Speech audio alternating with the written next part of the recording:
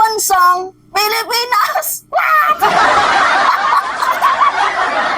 Actually guys, meron pa siyang choice para makalabas ng Pilipinas pero illegally through backdoor. So pwede siyang makalabas through backdoor. So ngayon guys, ito kasi si Department of Justice Secretary Boying Rimulya ay nag-issue na po. Ito nga yung sabi sa balita. Department of Justice, issues preliminary hold departure order for Apollo Kibuloy. Taktay tayo dyan. Dati ilbo lang, look out lang. Ngayon nag-hold na po ng departure order. Hindi na po talaga siya makakalabas. Sayang ang private jet. Sayang ang chopper ba? What? O kung i-donate mo na lang yan sa mga naghihirap, ibenta mo yung pera, i-donate mo sa mga naghihirap, mas mapapakinabangan pa. So ngayon guys, hindi na sindak itong si Department of Justice Secretary Boying Rimulya laban po sa mga pananakot nila. Magkakagulo, sige! Hulihin nyo si Gibbs! Magkakagulo! Kaya nga napa-stop kagabi yung Facebook Stop! Yun na ba yun? Anyway, ito na nga guys. Nag-hold ng departure order itong si Department of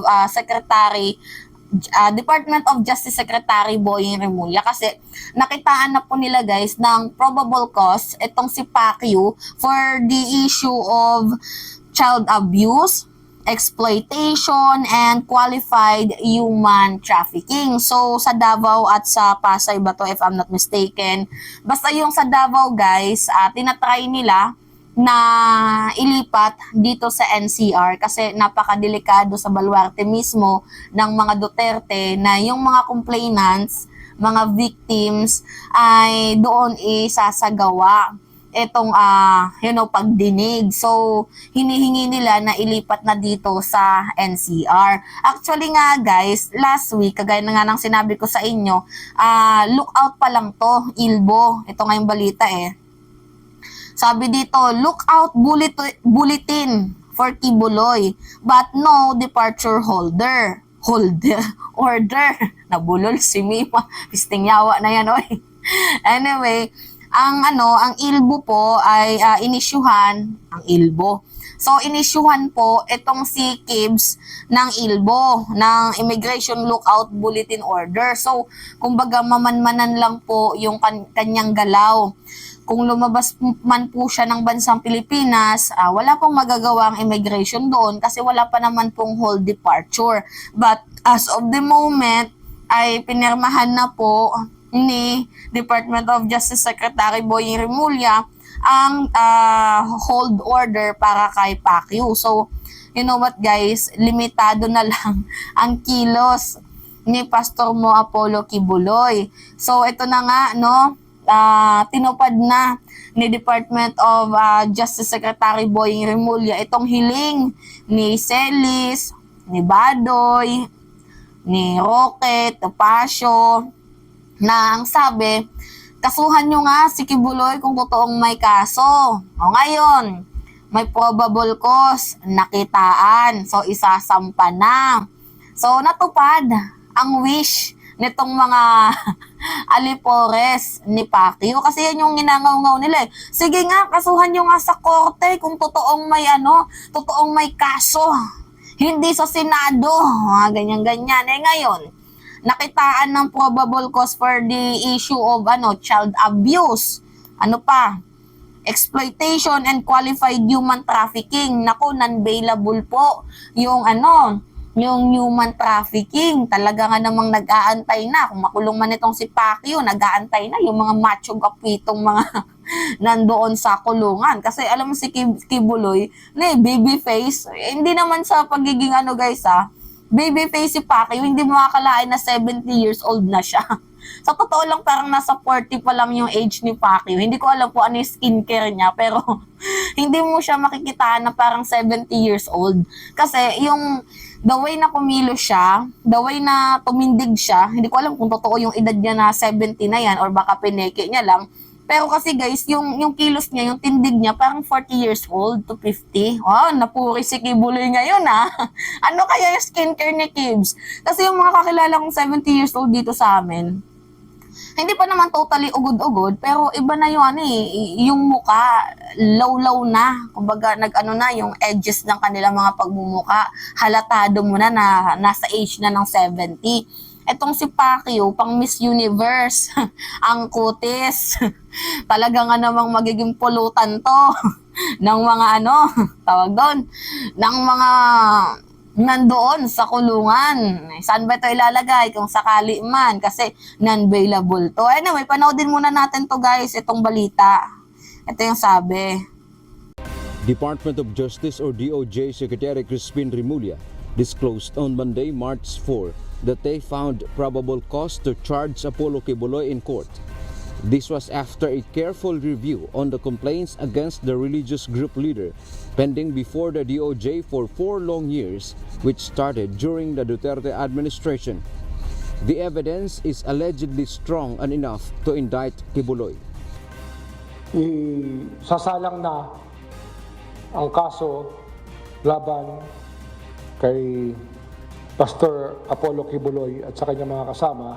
Sa masusing pag-aaral, nakita natin talaga na mabigat ang basihan para ibigay at ilagay sa tama itong bagay na ito. Napakabigat. Hence, Remulla ordered the filing of sexual abuse, qualified human trafficking, and other crime under the Special Protection of Children Against Abuse, Exploitation, and Discrimination Act.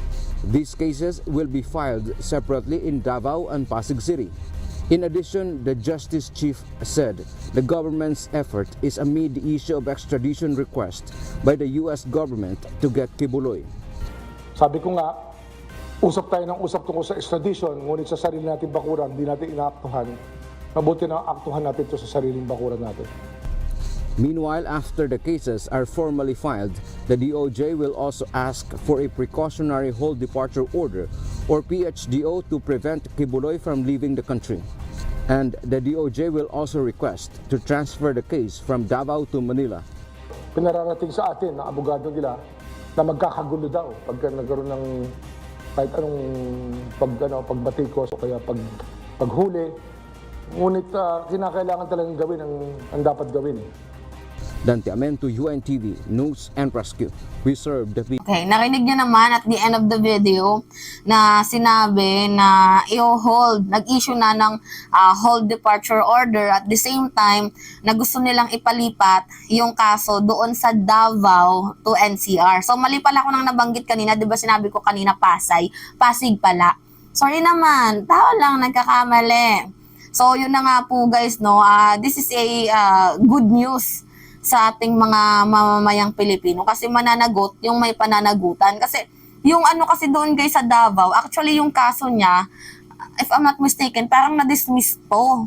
And then nung hinalungkat nila, may probable cause nga. So kasi panahon to ni Digong parang tinakpan ni former President Duterte, or else kung hindi man niya tinakpan, baka nabayaran, we do not know, 'di ba? So dismiss siya. Pero yung biktima, actually, kinausap nga nila kasi nakitaan nila ng probable cause. Kinausap nila if ready ka pa ba na magsampa? Kasi kung hindi, hindi natin to ipupursue. Pero sabi ng biktima, ready na daw po siya ulit. So ngayon guys, inungkat yung kaso ni Pacquiao. Kasi wala tayong magagawa, panahon yun ni Digong. Magkaibigan si Digong tapos si Pacquiao, same feather, flocks together. Diba? Ika nga. So ngayon guys, na adik-adik ka pang nalalaman na budo-budo sex orgies ka pang nalalaman ha. Hinalungkat tuloy yung issue. So ito na nga yung sinasabi ni Lorraine Badoy, diba? Na sige nga, kasuhan nyo si Pacquiao kung ano, si Pastor Apollo Kibuloy kung totoong may kasalanan. May recent issue siya na ungkat. O ngayon, sinampahan na, may probable cause, tapos hinold pa yung departure order. Actually, pwede siyang makatakas throughout the country sa pamamagitan ng backdoor. So, backdoor po siyang lalabas ng bansa. Illegally po yun, pero hindi natin alam kung ano yung magiging desisyon ni Pacquiao dito. Pero nga lang naman, sundan na lang natin kung ano yung mga susunod na na kabanata ng ano na to, ng series ni Pacquiao. Actually, ngayong buwan pagpasok mismo ng Marso. Hindi, kalagitnaan pa lang ng February, si Pacquiao na yung laman ng balita eh. 'Di ba? Minsan na lang maisingit yung sa West Philippine Sea, pero at least naisisingit natin yan. Kasi nung January, lahat ng issue nakaukol kay President Marcos na addict daw, ganyan-ganyan. So, itong si President, ang strategy naman ni Pangulong Bongbong Marcos, abay, hindi niya pinansin. Kaya namatay agad yung issue na addict bangag.